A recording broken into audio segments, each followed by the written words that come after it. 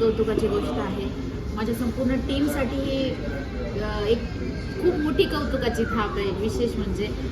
आणि दुसरी गोष्ट म्हणजे मला एक सरप्रायझिंग होतं की मला सुद्धा रमाई पुरस्काराने सन्मानित करण्यात आलं. बार्टीच्या वतीने मला रमाई पुरस्कार देण्यात आला.